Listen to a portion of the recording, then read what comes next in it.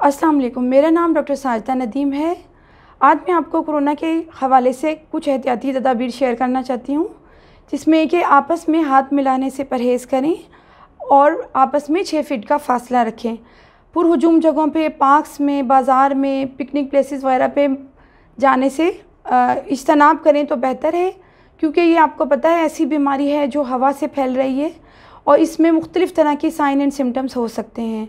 अब ज़रूरी नहीं है कि आपको खांसी नज़ला हो या बुखार हो तो ही कोविड पॉजिटिव हों आप। इसमें आपको चक्कर वग़ैरह आ सकते हैं, जिस्म में बेइंतहा दर्द हो सकता है, आपको वॉमिटिंग्स भी हो सकती हैं। ये कुछ पेशेंट्स में लूज़ मोशन के साथ भी प्रेजेंट करता है। तो प्लीज़ कोविड का टेस्ट करवाने में खौफज़दा ना हो। हमारे यहाँ भी ये टेस्ट की सहूलत दी जा रही है। एंटीबॉडीज़ टेस्ट यहाँ पर किया जाता है मॉडर्न हॉस्पिटल में। तो आप जो है वो कोविड सेंटर से भी रब्ता कर सकते हैं और घर पर भी अपना ख्याल रख सकते हैं, लेकिन आप हॉस्पिटल जाने से खौफज़दा ना हो, क्योंकि सीवियरिटी पे डिपेंड करता है। पेशेंट की सिम्टम्स क्या हैं उस पर डिपेंड करता है कि वो आइसोलेशन में भी ठीक हो सकते हैं।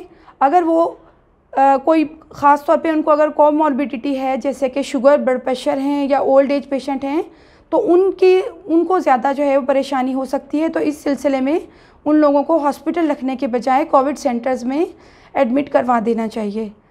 तो मैं सबसे रिक्वेस्ट करूँगी कि प्लीज़ हम प्रिकॉशंस के ज़रिए इस कोविड को काबू पा सकते हैं, वरना तो फिर ये बहुत परेशानी हो जाएगी।